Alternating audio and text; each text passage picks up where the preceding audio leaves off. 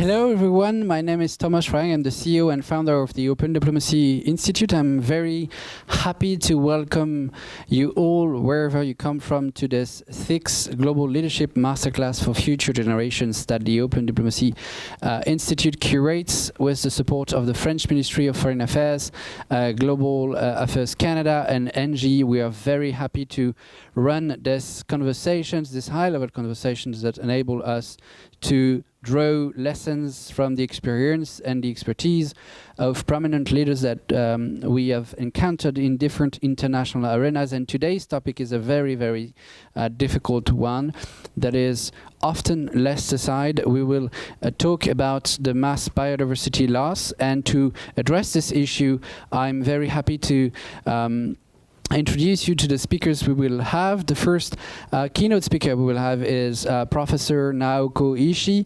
Naoko has been the chairwoman and CEO of the Global Environment Facility. She also has been Japan's Deputy Vice Minister for Finance, and she is now the Executive Vice President of Tokyo University, where she is the Director of the Center for Global Commons. We will have a wonderful panel with Naoko ISHII, including Sabrina, who was the co-chair of the 2018 Y7 summit under the G7 presidency of Canada when the summit took place in Ottawa.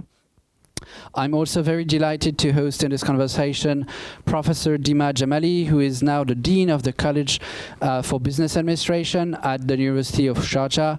Dima was, up to very recent days, the chairwoman of the Sustainable Development Committee at the National Assembly of Lebanon, in a country which she has also been the president of the UN Global Compact.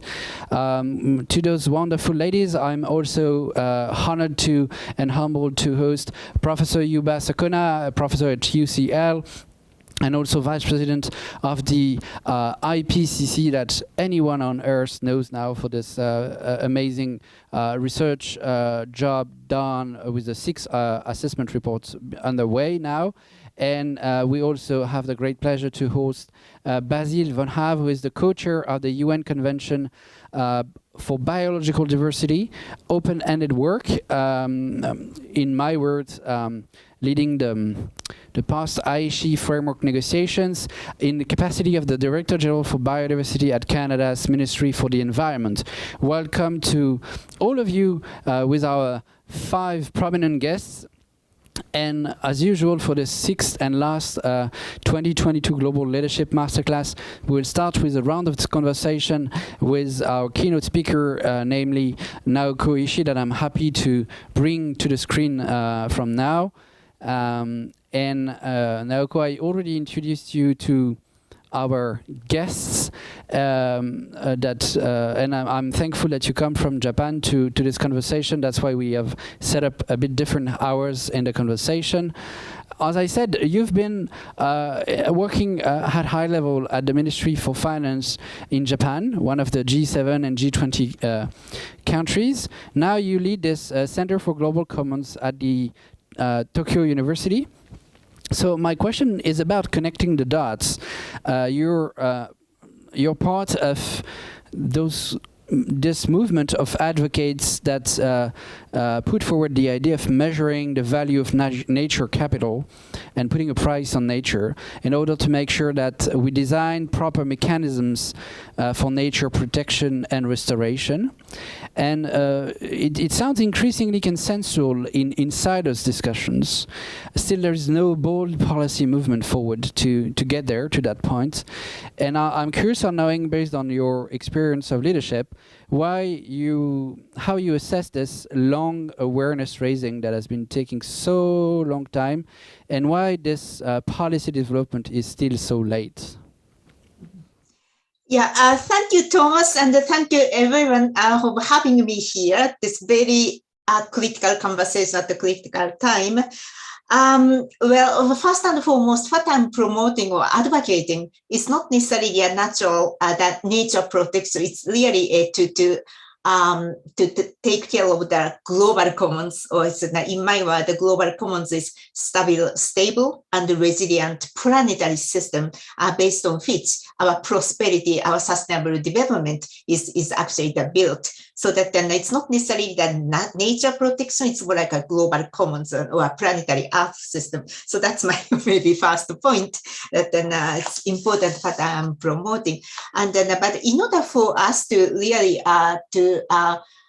take care of or the steward the global commons or stable and resilient planetary system, we need to really make sure that why that we are eroding this planetary the system or stable earth system, as you see that the extreme weather, the events, and then a lot of pollution, and also that the biodiversity crisis and the water, the ocean issues. So that we have seen a lot of extreme and symptoms, and this, in my view, is all revealing that we are in collision course with the planetary system. So it's important for us to really, for human, to think about how we can transform our economic system. And one way to do it, that transformation of economic system, is to value the natural capital. And in addition to natural capital, of course, from climate change point of view, we also have to measure that the carbon, and that's why we were talking about carbon pricing and others. It's all about how to measure the externalities our economic system is incurring. So back to that nature or that biodiversity.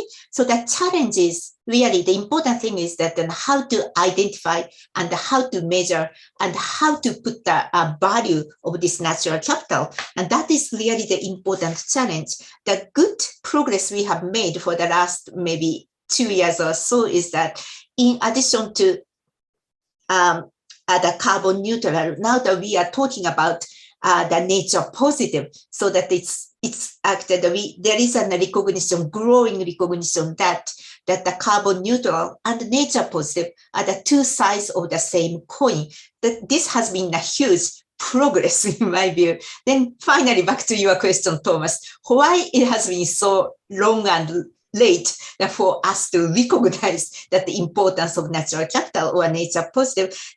To me, I just want to make the two quick points, that the climate change took 23 years from 1992 Earth Summit to the 2015, that the epoch making, that the Paris Agreement. So that it's not really the easy process for human to recognize this the important event. And in case of climate change, it's much more direct, that the impact that the politicians see their constituencies and the business to see the threat to their value chain, so that it's much more direct impact that the climate change issue can capture. That is one major difference. The second thing, which we may discuss later, is that the nature is much harder to value and put the price on the nature. So these are two things I can think of why it has been so late and long.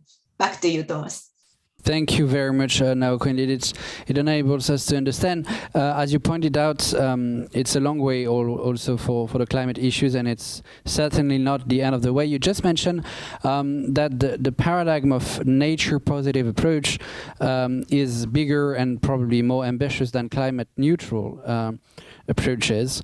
And this echoes this emerging notion that we hear, and it's all about leadership also to pave the way for new concepts. The concept of regenerative economies, meaning economies that bring back more to nature than what you draw from nature.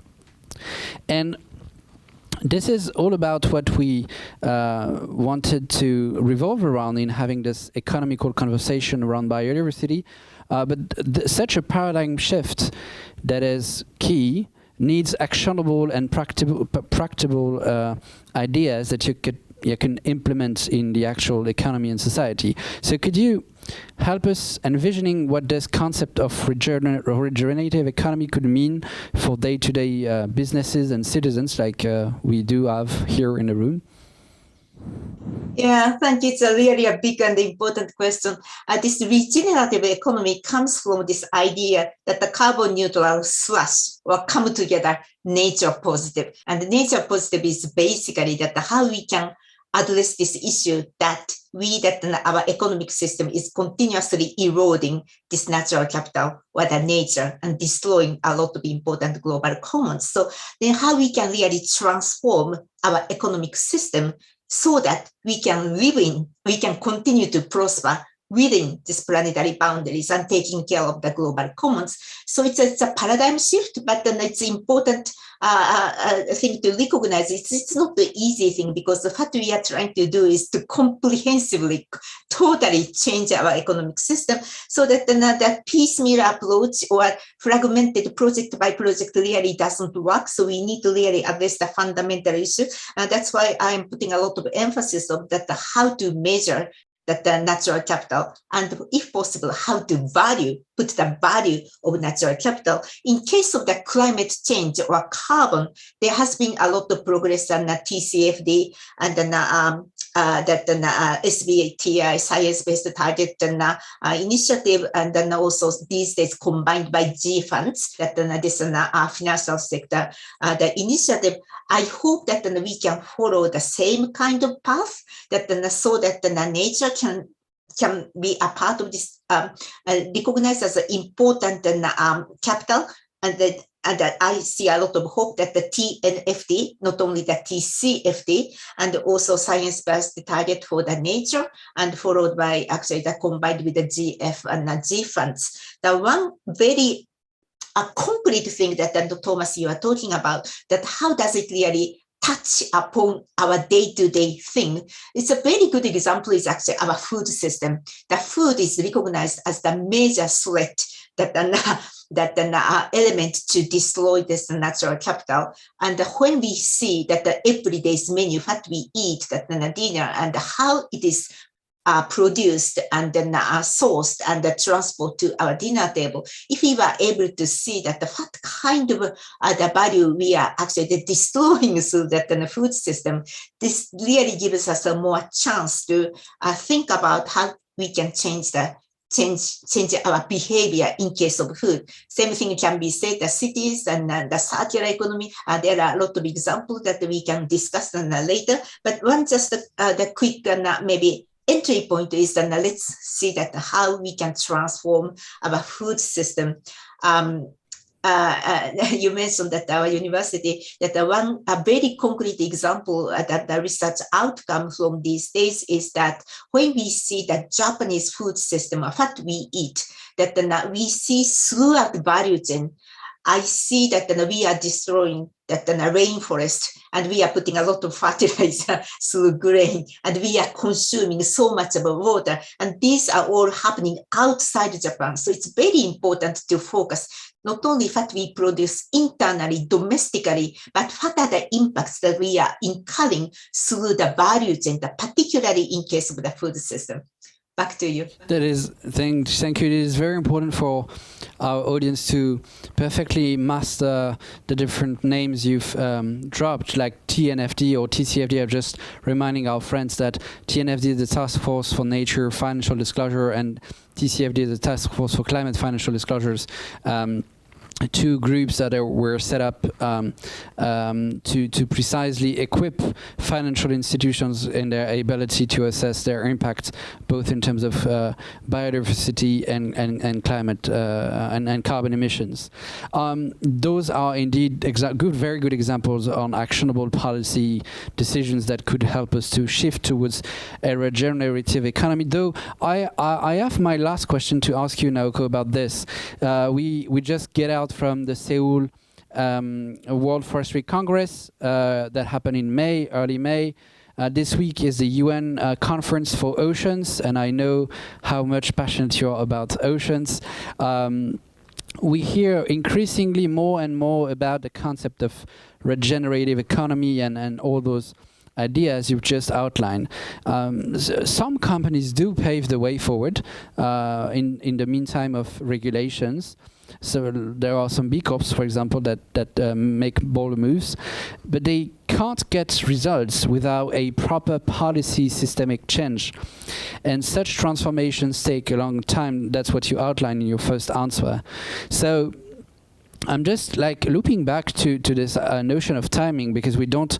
Probably the most precious precious resource we lack is time to make policy and to transform policy making into actionable changes in our day-to-day lives. And in the meantime, cynicism is developing itself across society and economy, and some people get to the point where they say, well, that's going to come too late, let's keep living that way and forget about the changes we need to make happen. What do you tell to those people? How do we combat cynicism? Can we have enough hope in making it on time to push back on cynicism? Yeah, we have no other choice to push back to cynicism. Otherwise, we're going to be so irresponsible for the next generation that today we have a representative from the youth. And how can we really pass this and that the earth which we destroyed as it is to the new generation? I think we are all responsible that how we recognize the issue and how we can really take the step forward. But Thomas, you are dead right in the two things, that we don't have much time, that the climate took 23 years to get the Paris Agreement. We don't have another 23 years to get another important agreement. So we really need to move very, very quickly. That the scientists all talk about we have only 10 years left, that 2 years ago. So in my mind, it's only 8 years left. So it's extremely important. But another thing that Thomas, you mentioned is that those some companies can't really get the result. Now we also need to see that this piecemeal approach or project by project fragmented approach, that even if they are really a good project based on the goodwill, it really doesn't add up to the big system change. And that is the fact we need to really face. So let's get out of this piecemeal approach and to see that where we can really shift the system. And to me, that is really the regulation, the policy change, how to put the price on, to value the nature or the natural capital. And that's why, thank you so much, Thomas, mentioning TNFD, what it really means. This is basically to ask that the companies and the cities and the countries to really identify the measure and put the value on this natural capital so that we can actually incorporate those natural capital into the entire economic decision making. Well, it sounds gigantic, and then we can start actually a little bit more like the manageable pace, but by compiling this and the practice, I hope that we can shift the system. And now that thanks to the TNFD's hard work, that they are now creating this the method, the framework, and maybe by next year that the companies are forced to not only disclose it, but tell that how they can really address those risks and opportunities. So if we are able to take those systemic approach, we should be able to shift this the system. So that would be my big hope. Otherwise, I would feel so regret to all of my life. Thank you, and it's indeed this bottom-up movement that you described is very interesting, and on how scientists have equipped all actors to be able to assess their own impacts, and then from there we will compile data from all across the economies. In building up upon our conversation, I will welcome in the panel our four guests: Basile van der Havre, who I introduced to all of you as the Director General for Biodiversity at the Ministry for the Environment of Canada. I'm also, of course, the co-chair of the UNCBD Open-Ended Working Negotiations. Happy to host Youba, SOKONA, Vice President of the IPCC, Professor at UCL, and many other distinguished candidates I would never have the time to mention to be on time and take up the challenges we just discussed. Professor Dima JAMALI from University of Sharjah, where she's the Dean of the College of Business Administration. She just left her seat at the National Assembly of Lebanon as the chair of the Sustainable Development Committee. And last but not least, Sabrina, the co-chair of the 2018 Y7 Summit from Ottawa. Welcome to the four of you joining Naoko and I in this conversation. I'm rushing to Basile because I know Basile is on a very tight schedule because of the ongoing negotiations at COP15 CBD, and Basile will have to leave us in a half an hour. But Basile, we are very delighted to have you. And my question was actually straightforward. That the paradigm shift issues we just discussed with Naoko, those are taking a long time. So did the COP15 CBD, I would say. Finally, we know that the negotiations will come to an end thanks to the Canadian leadership, because you take over you host the negotiations in Canada next December. It's the second year in a row where these negotiations that were supposed to be hosted in China coming were postponed, I would say. 2 years after the start of the UN Decade for Ecosystems Restoration. And thus, my question is quite very simple. A lot of confidence, of trust in the global governance for biodiversity has been lost in this translation, on top of the fact that none of the previous set ISHII targets were met. So what do you expect from those negotiations that I do understand you co-chair from now? That's a big question, and perhaps I'll start from the end. What is the expectation? The expectation is we're going to have a realistic package, not an aspirational. No, we're not shooting for the moon. We want something that is both meeting the vision that the CBD has, but it's also manageable and doable by parties, and that is why it's complex. This is to be matched by two other pieces. One is a package of resources. So it is very good to have a plan, but if you have a plan without the resource, it is just a piece of paper. And then there is lots of efforts. And if you count the commitment already made, we're about to be doubling the resource that is available from what it was in 2020. So this is far from being enough, but we've not even signed an agreement. So this is very encouraging. And then the third piece is a system for accounting for the progress and making sure that we're getting to where we want to go. So you can see it's a complex negotiation where we're trying to do the three things.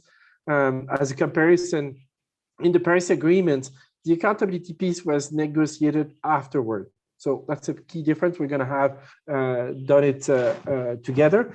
This takes time, and certainly, like anybody else, we were slowed down by the COVID crisis. There was no ways we could meet face to face, and negotiations are really hard to do online. But what I've seen last week is every party is engaged into negotiation. So lots of work in front of us, but nobody's giving us.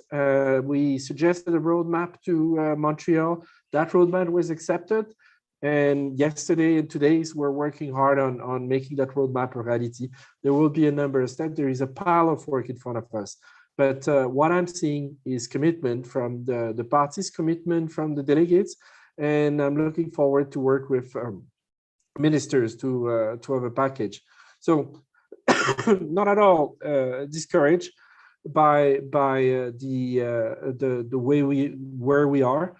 And remember, while we're negotiated, people in the governments at the ground level are continuing their action. It's not like everything stopped in 2020 and they're waiting for us to sign a piece of paper. People are continuing their efforts at a national level.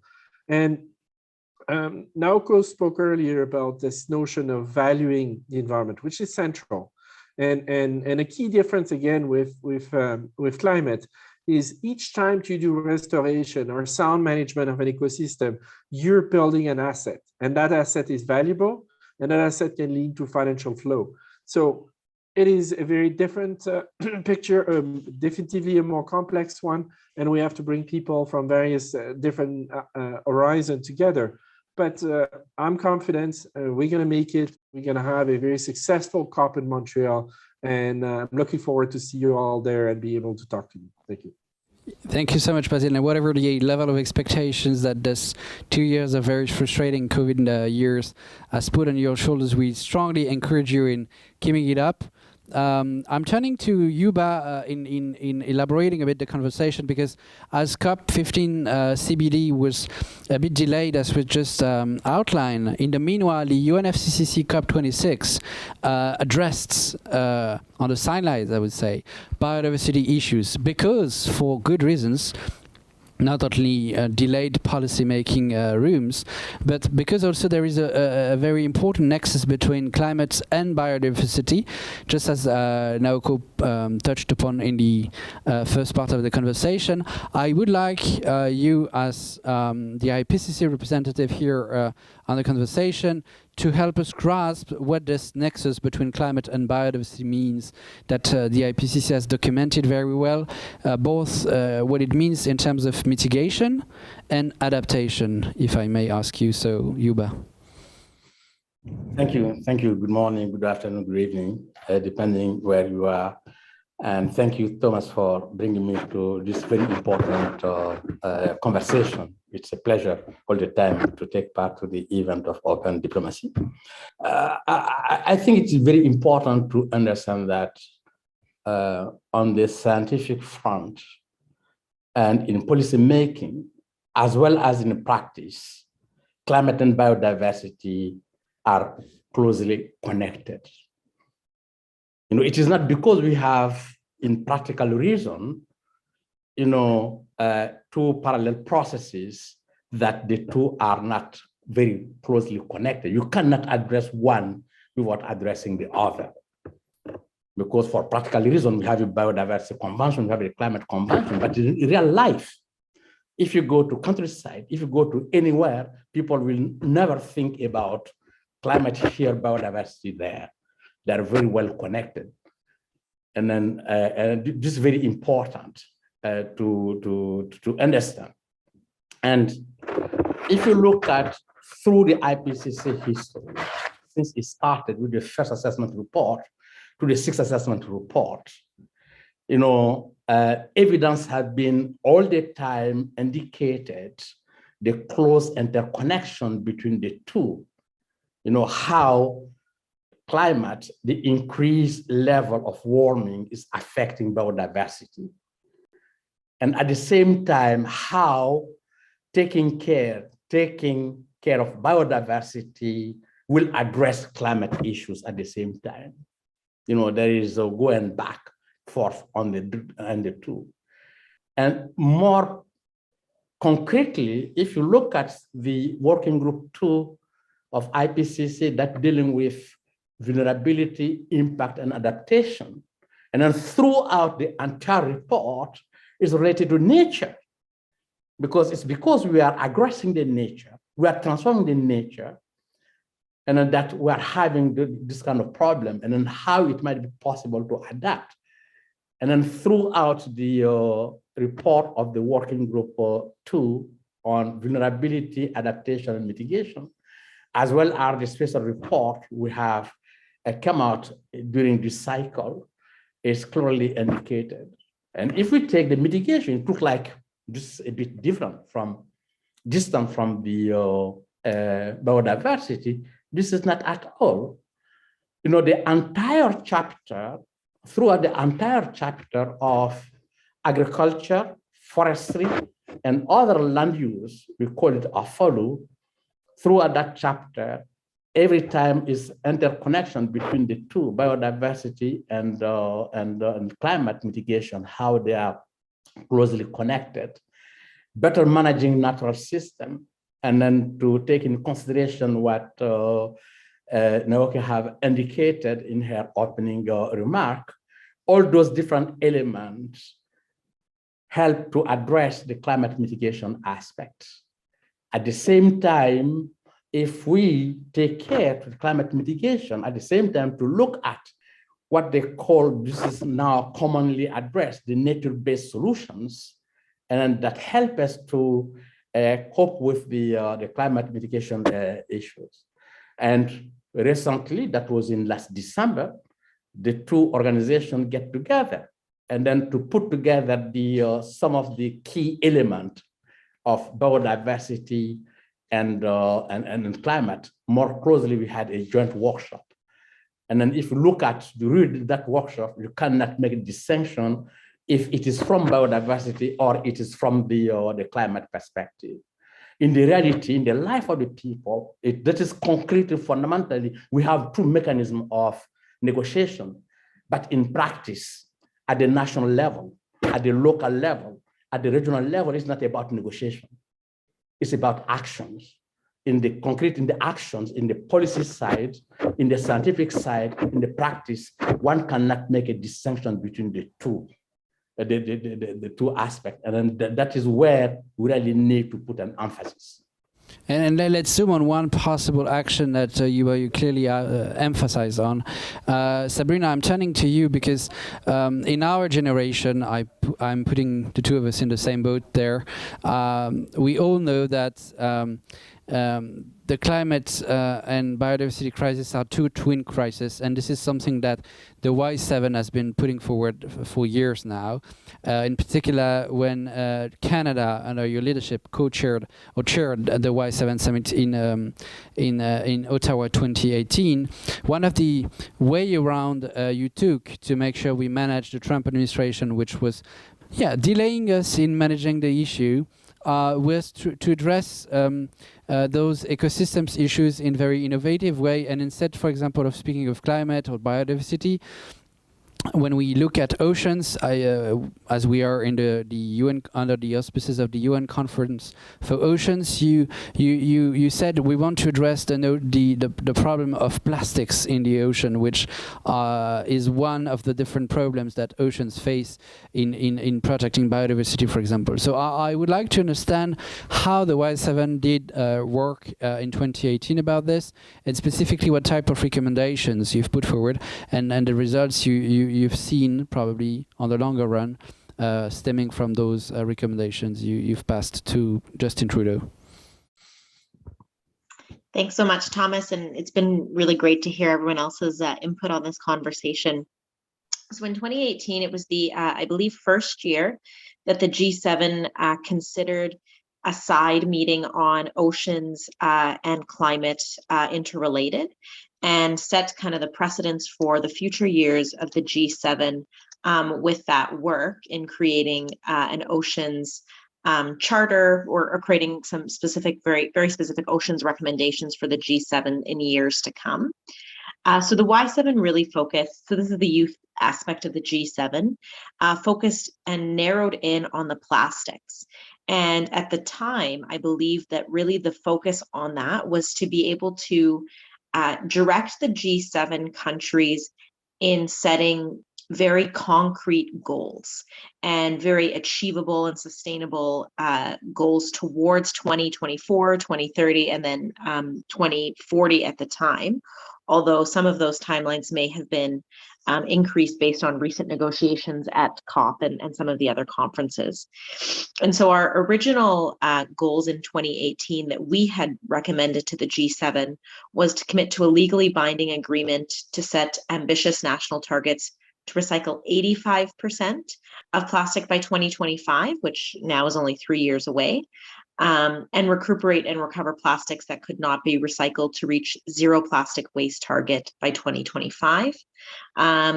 Focus on reducing plastic production while ensuring alternatives do not encourage further fossil fuel production. So I think here you bring in that interrelation between energy systems, fossil fuel production, and the impact on oceans, as well as biodiversity and climate, as well as fully banning single-use plastics and microplastics in cosmetics, and setting a binding timeline before 2025.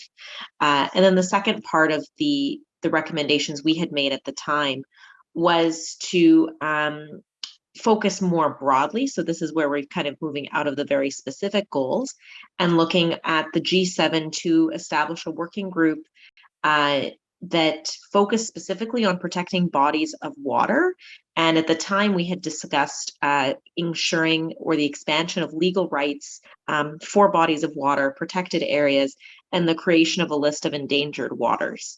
I don't believe we've seen that happen from a G7 perspective, although other organizations, including the UN, has engaged in that. And I think, overall, taking this back to a bit more high level and a bit more of a discussion focus, I think it's very important to see here how oceans food systems and climate are all part of that biodiversity loss and how they are all interlinked. So when we consider things like coastal communities, we can't just consider the impact that we have on freshwater or on the oceans. We also need to consider how those communities engage with their food systems, how those communities engage in generating energy, and what are the impacts of those different aspects within the biodiversity loss that we can then think about moving forward. And I know that's obviously something that's being discussed at the Oceans Conference this year. In terms of how far I think we've seen the G7 come, it depends on which country you look at. In Canada, I think we've made some progress.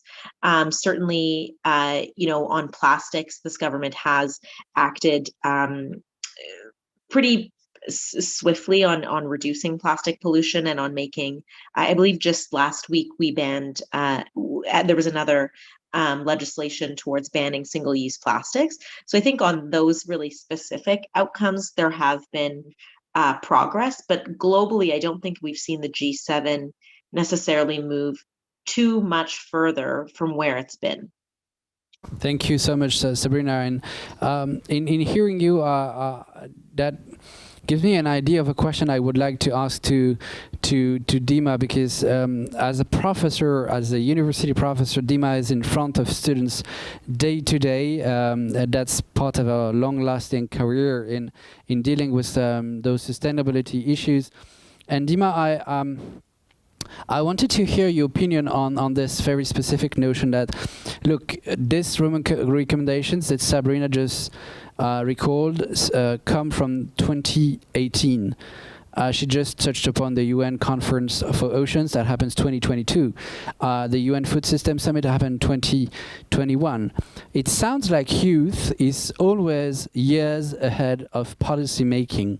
Do you feel so in being surrounded by students in business and in Lebanon?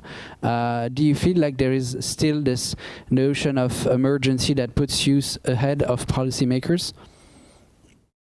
Yes, allow me, Thomas, to comment briefly on some of the things I heard from the amazing co-panelists, and thank you for giving me the opportunity. And I will come back to your question on the youth, which is really important, critical. I strongly agree with and echo many of the things that were said, and I believe that this is a real concern, the slow progress that we're seeing in facing the climate change and loss of biodiversity issues, which are global challenges. And I want to comment here that the UN 2030 Agenda was a brilliant platform and framework for change, because it put these goals at the heart of every country's sustainable development agenda, if you want, and it recognized that these goals the 17 goals are interdependent. So if we want to make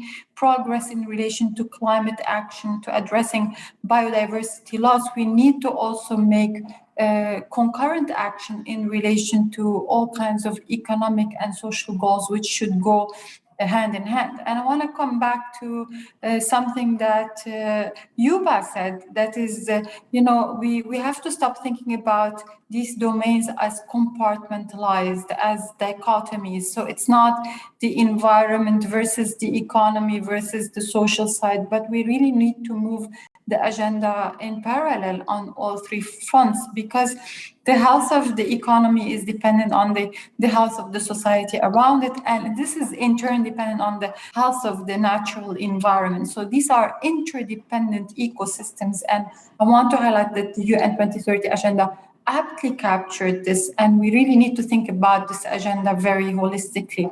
Having said this, there was a question about the slow progress, and should we be cynical, and should our youth be cynical? And I think that with the slow progress we're seeing, we do sense some kind of like disappointment or a sense of cynicism, and this is understandable. If you look at the 2030 Agenda, we are 62 years behind schedule for the 2030 Agenda.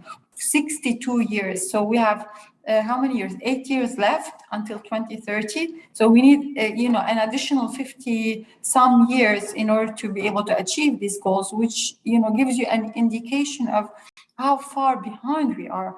And so the challenge in this context, to come back to your question, is to keep our youth motivated, is to instill this sense of commitment and the sense of passion and the sense of can-do attitude in our youth, because they are our only hope for, more accelerated progress and really saving our planet. And this is exactly what we try to do through educational systems or through the various UN platforms that I had the privilege to be involved in, whether the UN Global Compact, the UN Principles of Responsible Management Education. So our role is to focus on our youth and to instill in them this sense of responsible leadership, to be catalysts for change, and to really embrace the holistic UN 2030 agendas, the 17 goals, and to appreciate the enormity of the challenges that we're facing, and therefore the responsibility that is on their shoulders. So yes, I think the youth are critical. They are important platform for change. They are our hope for the future. They are still optimistic, and we need to make sure that they really don't their optimism doesn't turn into disillusionment, because for many of us, our optimism with time is really being tampered. So I will stop right there. Thank you so much, Thomas. Thank you, Dima, and that's right. And I'm looking forward to the next steps. I'd like to get back to Naoko, because we are these days under the circumstances of the G7 summit taking place in Germany, Bavaria, Elmau. The G7 leadership is critical in moving forward to those, pushing for those agendas. And next year, if I'm not mistaken, Japan will assume the G7 presidency. So in looking forward to next year, Naoko, as we are now a year ahead of the Japanese presidency of the G7, I'd like to know whether there would be one key recommendation that in your capacity of a prominent academia, you would be able to table to the office of the Prime Minister and say, look, this is what you need to put on top of your agenda.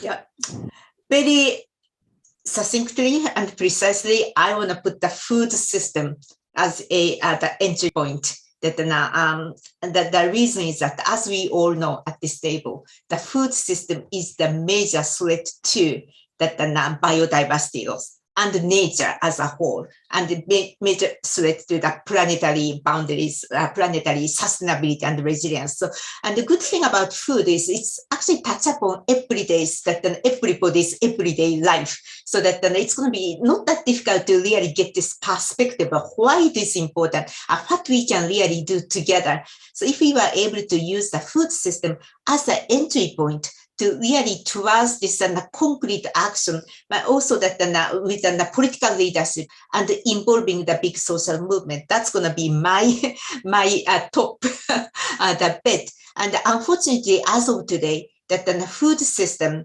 has been under the very much of the threat, that every agreement made at the Glasgow, the COP26, is kind of under threat, because the Ukraine situation is kind of, the kind of herald a wrong message that we shouldn't really touch anything which may disturb the food production, which is not really the right policy response, but that is more like a political, the message is coming from. So just to collect that kind of wrong science, and then we need a science-based that the policy transformation, policy prescription about the food system, and leading to the big social political movement of how to transform the food system, which actually leads to what you have asked Thomas about regenerative agriculture, regenerative food system, and regenerative economy. That's going to be my best bet. Thank you, Naoko. That's very specific, and you nailed it clearly. Food system issues. I would like to recall to all our audience that there has been in 2021 a UN Food System Summit that took place and was meant precisely to put the emphasis on this issue. I hope that the special envoy of the UNSG, Dr. Agnes Kalibata, was heard enough to make this happen, and that she will be invited very soon in Japan, maybe thanks to your leadership, Naoko. I'd like to turn back to Basile. Before we have to leave him go, he is very busy these days with the UN CBD negotiations. Basile, my question is quite simple. Just like we had this shift in the climate conversation, that now it's no longer to think only about mitigation, but also to start to adapt. The sense of emergency we see in looking at biodiversity loss with more than 140,000 species on the red list of the UN, IUCN. There is now it's now time not only to speak about conservation for biodiversity, but also regenerative biodiversity policies, just like we highlighted in the early part of the conversation with Naoko. Is this part of the conversations you have at the UN CBD conference these days? Is this on the agenda you will promote up to the Montreal summit taking place in December next year?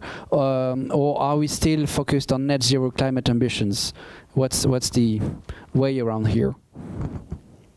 I want to follow up on what Naoko has said about taking the aspect of the agri-food system. We know we're going to need to nourish the planet, and we know that planet is going to be adding 500 million people in the duration of the next plan.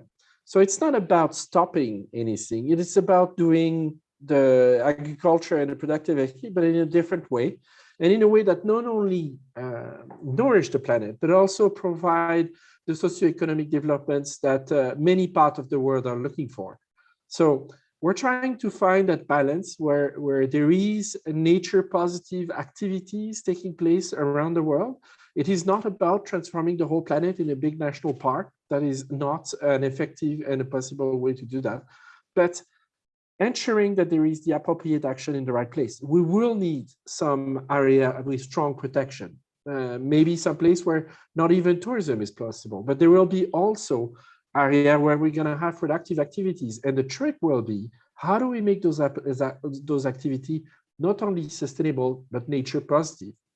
It's really interesting to see industries that are not necessarily associated with biodiversity, like a mining company, trying to be nature positive. What does that mean? So we know we're going to have mines. We need lithium for our electric cars. So we're going to have some mines somewhere. Let's make sure that those mines are put in the place that are least damaging, and those activities can be carried out in a way that ensure that there is the least amount of negative impact, and where possible, positive ones. So it's a complex equation. It's an equation that needs to involve a lot more than these traditional environmentalists and then people working in Ministry of the Environment. But I'm encouraged by seeing that ministers of finance are knocking on our door. The private finance industry is dragging us up, asking for standards, asking for a level playing field. So we can benefit from a lot that is happening in many other conventions. Some of the panelists have talked about the conversions. We're not waiting on each other, but we can help each other. You could see WTO recently talking about a binding agreement on reducing negative incentive on fisheries. This is very important to us. We will be talking in Montreal about negative incentive and subsidies related to agriculture. That's going to be a bonus to climate. That's going to be a bonus to many others. So look at that as a portfolio of negotiation, reinforcing each other and trying to find ways to bring to each other. We're not working in isolation. I'll be tomorrow at the Ocean Conference in Lisbon, and we'll continue to work with our colleagues on the ocean, just like they're working with us. Thank you so much, Basile. And you can stay as long as you can, but I know you had a very tight schedule that we agreed on. So thank you so much for having been with us. There are plenty of questions, and I encourage everyone to keep asking questions on the chat that I'll distill along the conversation. Being back to Sabrina Groover, Sabrina, this change towards a more regenerative economy is a very powerful demand, if not claim, if not ask, by the youth. And I'm curious on knowing, on hearing about your assessment of how you see youth as a drive, as a force for change, as a driving factor towards this direction. In looking at youth as in many countries the most important piece of labor force. When people like there is this campaign in Northern America, in the US, of the Great Resignation, and people quitting their jobs because they don't make sense. How do you feel that this movement in our generation can put more pressure on those who need to implement the change, I would say so? So I think from my perspective, and also being Canadian and Albertan, one of the biggest moves we've seen in Canada, or in Alberta specifically, on the regenerative economy is in energy. Alberta is one of the largest energy producers in the world. We've obviously focused greatly over the last 50 years or last 100 years on oil sands development. And I've seen young people here in Canada and in Alberta specifically move towards renewable energy. And that mix of technology to solve some of these global challenges, whether that's agriculture technology to really succinctly address food systems. And I think that we know that Canada is at the forefront of being able to solve many of our global food systems challenges, not only in terms of the technology we're producing, but also in terms of being able to provide just the agricultural land and knowledge for food systems building and adaptation. I think young people are really moving towards that. And then on the renewable tech side, so some of the most anticipatory global technologies on renewable energy, on carbon capture and storage, on energy transformation are coming out of Alberta and are coming from young people themselves who no longer want to work in fossil fuel production.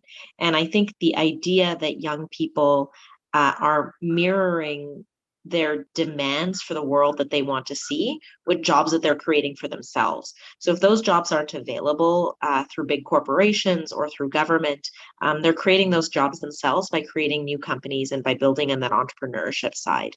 And so I think the regenerative economy is very dominant in the young way of thinking and in where young people want to go and where they want to see themselves.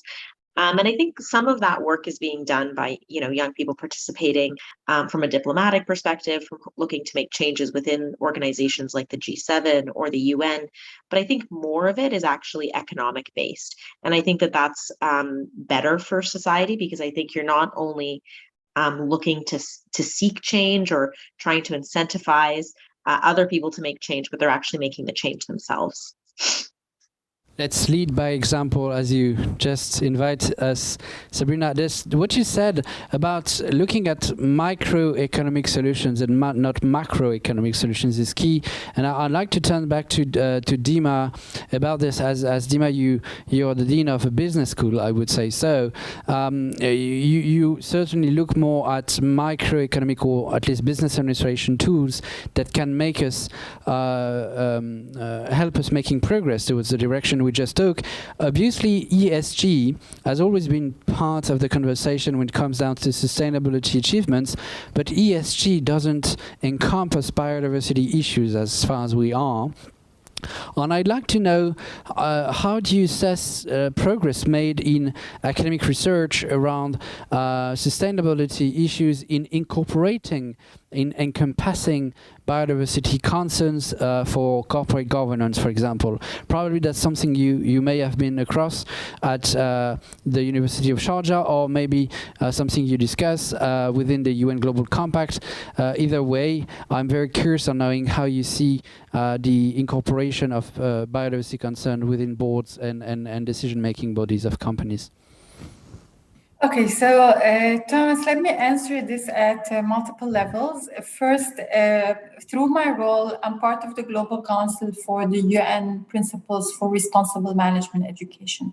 And we work to incentivize and encourage all higher, like business education, business schools and higher education institutions to champion sustainability and put it at the heart of their curriculum.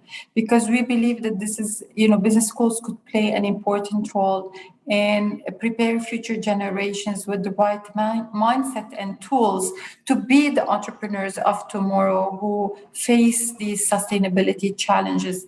I give you the example of my college at the University of Sharjah. We redrafted our mission statement. Sustainability is at the heart of the mission statement. It's a cross-cutting issue across the curriculum in every course, in every program, undergraduate, graduate. We have 2,000 students in the college, 18,000 students in the university, all of them being exposed to sustainability, because the university itself is committed to sustainability and has been ranked #1 in the UAE for 5 years in a row in relation to sustainability. So this is an important platform for change, because you're educating 18,000 youth with the tools and the mindset to face the sustainability challenges of tomorrow. So this is as far as the education side. There is a huge role for educational institutions to play in this regard, and I believe the UN Prime is an important supporting initiative.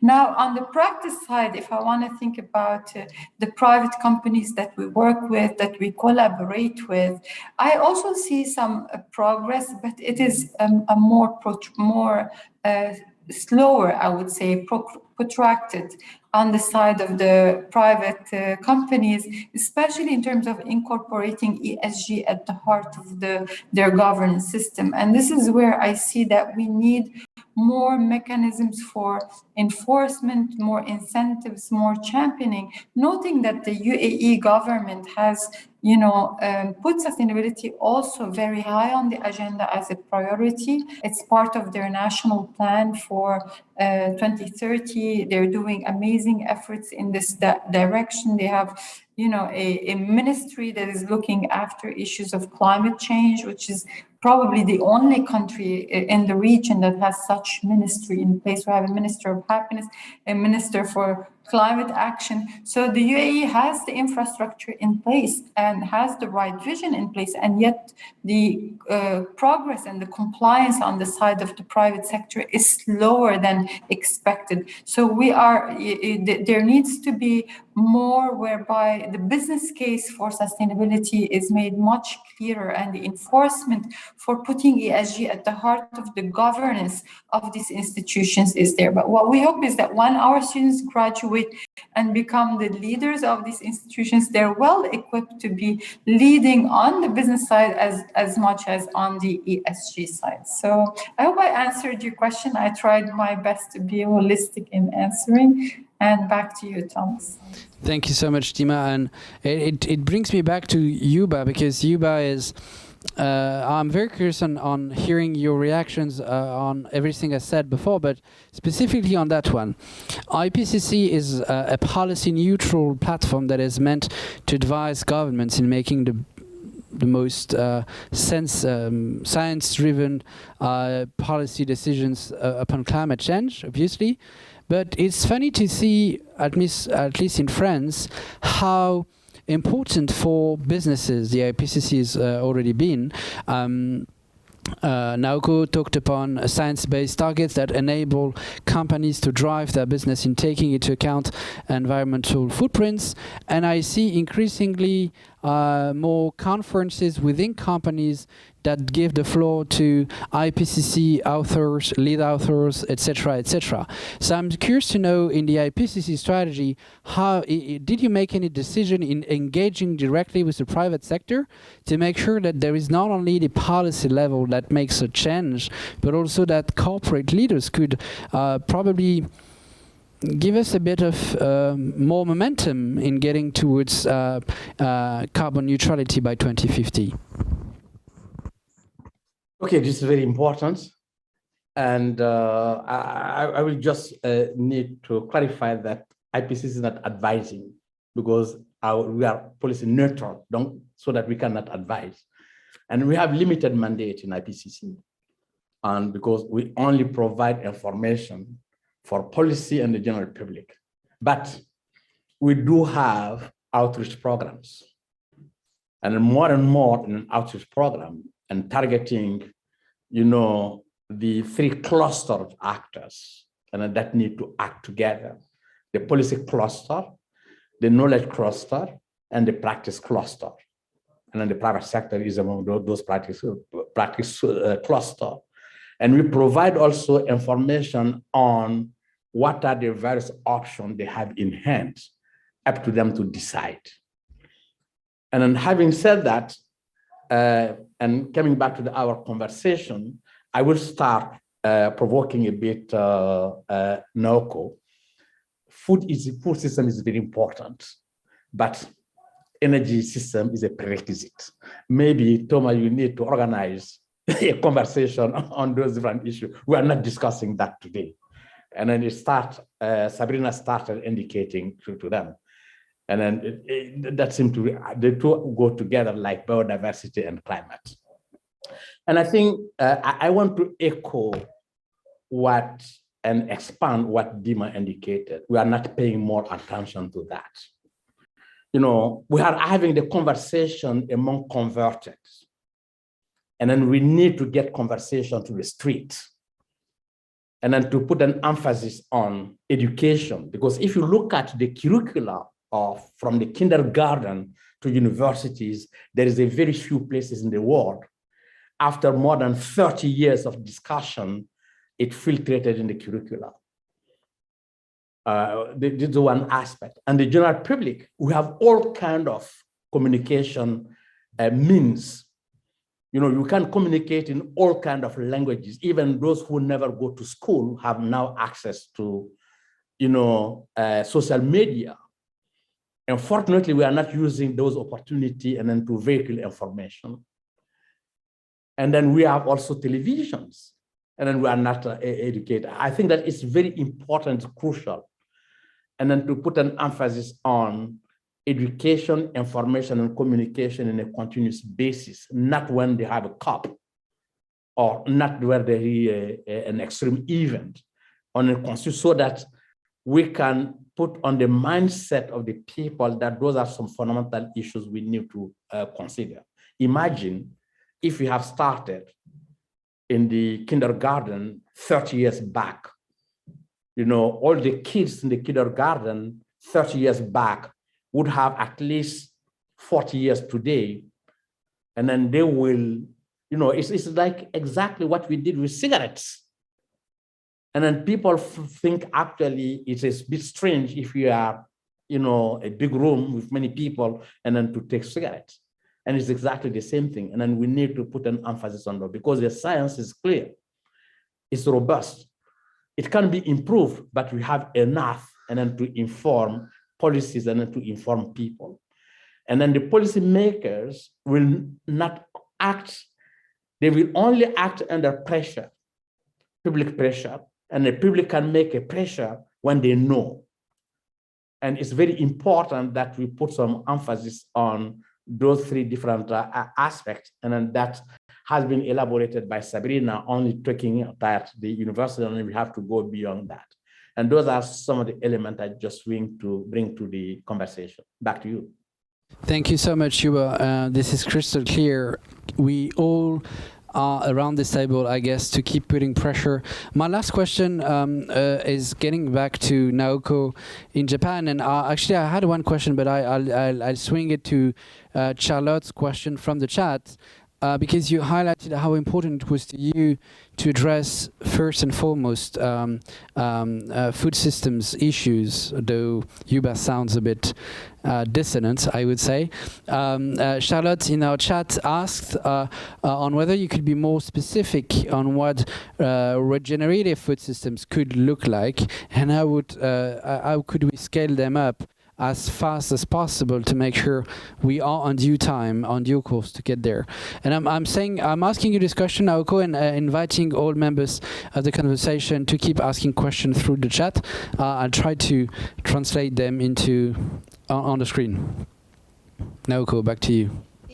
Thank you. I just want to respond to that challenge posed by Youba, because I thought it's really a nice challenge, by the way. The first, I want to really congratulate the IPCC on changing the way it communicates to the non-scientists. I have seen that all the history of that the IPCC policy recommendation, and then 20 years back, it's almost impossible to understand from non-science point of view.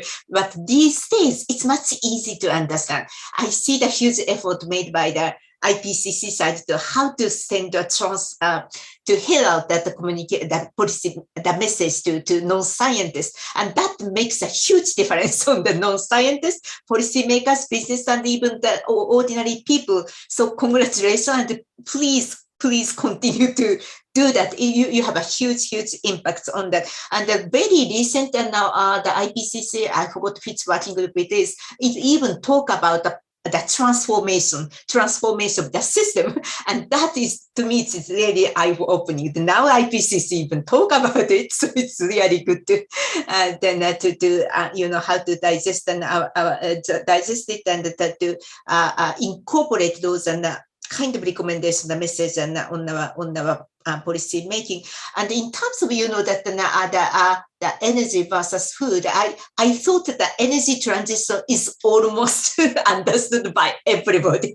We don't necessarily have to shed light on this energy transition, that and how important it is. But compared with the energy transition, the food system, cities' role, and the circular economy are just lagging behind. And I just thought that it's needed to bring this food system transformation at this kind of discussion table, and that's why that I mentioned it. And I very much also agree with you, Youba, that those three Rio conventions, climate change, land degradation, and the biodiversity, are man-made distinction. And when we go to the country, the community, it's all together. So that we need to also come up with the policy response in a much more integrated way. So I think that's the way to go.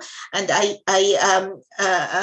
about this regenerative and agriculture, to me, it's more like an opposition to that. What we have seen this and the very kind of aggressive type of the food production, so that destroying that ecosystem, destroying the forest, destroying the landscape, and putting so much of the water, the fertilizer, the seed, regardless of that what is really needed at the ecosystem. So it's more like I was thinking about more like an opposite to what we have in terms of just the food production.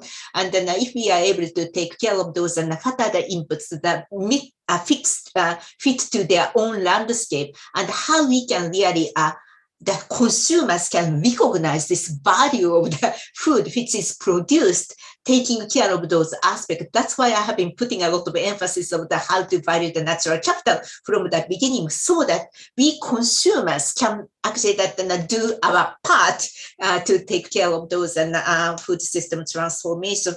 And then my final word, that I really would like to ask the youth to demand the change, demand the information, demand the policy, the message, and without that kind of push, that we would be always sliding back to the easy, retreat, and that's something that we really expect the youth to be extremely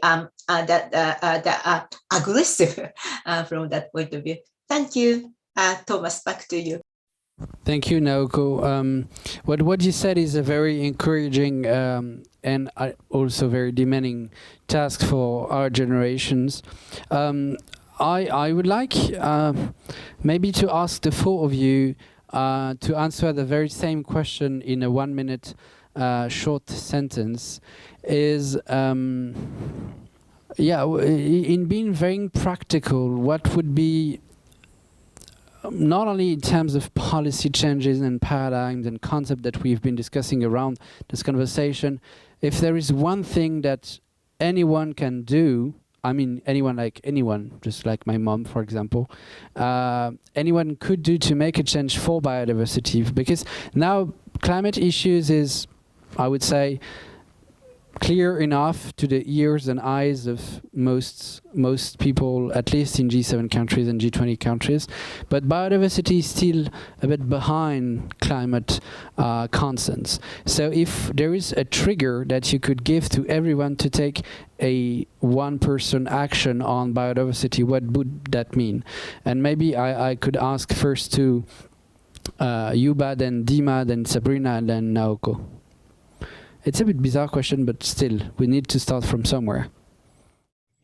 No, this is not a bizarre question.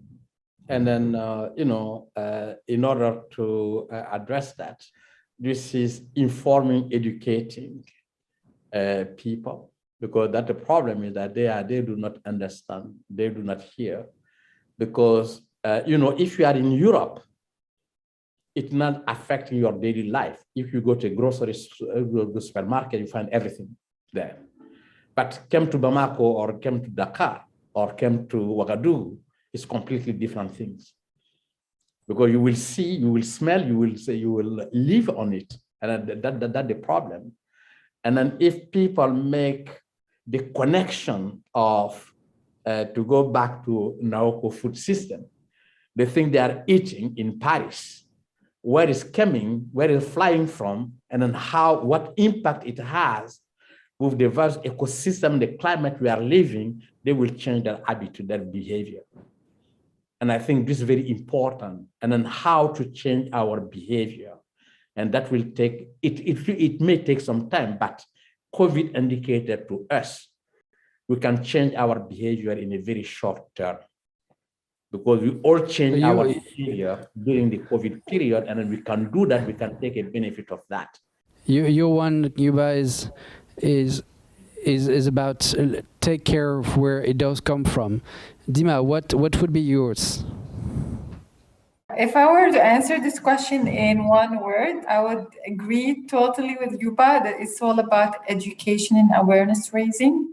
And I think this is our real hope for change. But I think we need a sense of urgency. This is what's missing also, because people feel that, this is not affecting me. I'm living my life normally.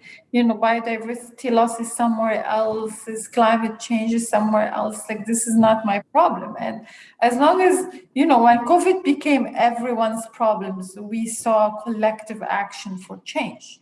And it was urgent.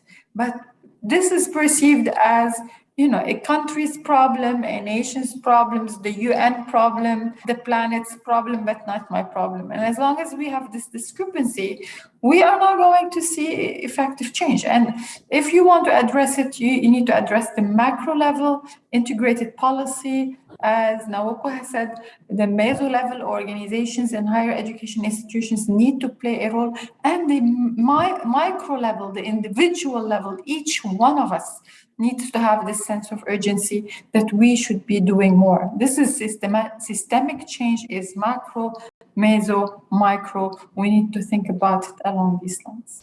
So we keep with this chain idea. Youba talked upon value chains and providing chains. You talk about the chain of neighborhood. That's also shake your neighbor and say, look, you have to take care of this. Sabrina, what would be your chain? What would be your command to take action at the individual level? I think if we're talking like at the individual level, my two recommendations would be think about your food systems and think about where you're buying food. And so, for a lot of biodiversity conservation, one way is to shop more local and to preserve local food systems in that way to prevent greater biodiversity loss in other food systems. So, going to local markets, I think, is important. And then I think the other one would be think about infrastructure in your community and how that infrastructure can be designed to protect biodiversity. So when you engage with local communities, with your local council, make sure that infrastructure is designed in a way that both reduces impacts on climate change, like more walkability, more public transit, and that the actual impacts of the infrastructure don't disrupt biodiversity. It's interesting that you talk upon on infrastructure, because one of the other way of phrasing we have to measure and value natural capital is to consider nature not only as nature, but also as an asset or as an infrastructure providing us services. Naoko, that's looping back with what you said earlier on, but still it's macro level. What would be your individual advice to your neighbors to say take care of biodiversity? Ideally, you'd like to see that every food at the supermarket has the information of where it comes from and how much rainforest it destroys, how much fertilizer it uses, and how much the soybeans the Amazon is used, and something like an information based on which that each one of us, the consumer, can choose tonight dinner. And by having that, we were able to act on that information. And I'm slightly against what Sabrina said. I mean, our value chain, in case of Japan, we imported more than 60% of food from abroad. And we don't produce the palm oil, we don't produce coffee, we don't produce that much of soy, we don't produce that much of it. That these are coming from abroad, and it's not really a good idea to stop that importation. It's more like how to ensure that the value chain is sustainable, and we, that the individual consumer, has a choice that are able to make an informed choice based on that. And once that kind of information is given, each one of us can be a change agent. That's something I want to demand that to the government and the farmers, are trading companies and the supermarket, and that to use the young people demand, please, so that we were able to act on that. Thank you. Thank you, the four of you. I'm very delighted that you enriched so much the conversation and you building on one another. Thank you, Youba. Thank you, Sabrina. Thank you, Dima, and of course, thank you, Naoko. This was the last 2022 Global Leadership Masterclass from for future generations from the Open Diplomacy Institute, and I would like maybe to draw a few lessons from the 6 different steps we took to that point. About the fact that we designed this program in cooperation with the French Ministry of Foreign Affairs, Global Affairs Canada, and NG is meaningful to us because it's the alliance of governments, companies, and think tanks that makes it possible to think through those very, very demanding topics. And demanding topics require demanding action, and this requires leadership. This is why we have named those conferences leadership conferences, because we wanted to hear from those who've been in power or who are in power in thought leadership or in business leadership or in policy leadership to give us advice and insights on the way forward. And to us, the way forward involves many actors. We have been very careful on having young generations around the table along the way, and I'm very proud to say that my fellow co-chairs or chairs from the Y7 and Y20 summits since 2011 were involved in this policy conversation, recording how demanding and acting the youth has been over the past 12 years since I founded the Y20 and Y7 summit back to Paris that time. So I would like to thank all of them. I also would like to thank another network that the Open Diplomacy Institute operates, the Parliamentarians for Peace. And Dima JAMALI today is one of the representatives of this global network of MPs from different boundaries, different political parties, different nations, different cultures. And across those boundaries, we've been working together this year in reflecting what the post-2030 agenda of the UN could look like in making sure it remains democratic while we are entering into a new era of war in Ukraine. So those networks are very important to feed our reflections, and I'm very delighted to announce the fact that the Y20 summit will take place in a few weeks in Jakarta, in Indonesia, under the Indonesian presidency of the G20, and that the Parliamentarians for Peace will present their peace policy platform on the 22nd and 23rd of September in Caen, Normandy, at the Normandy World for Peace Forum, that will bring them together once again for the third year. The Open Diplomacy Institute is committed to making sure that the SDGs are moving forward. Dima earlier on repeated us how late we are behind schedule of getting to the 2030 line. Some said that in the 25 weeks of the early pandemics, we lost 25 years of progress. That's what the goalkeepers remind us, and that's what moves us forward in making sure we still have leaders to make those bold and radical changes as fast as possible. We'll meet next year for the next season of Global Leadership Masterclasses for Future Generations, and I do hope we will meet you there. Goodbye.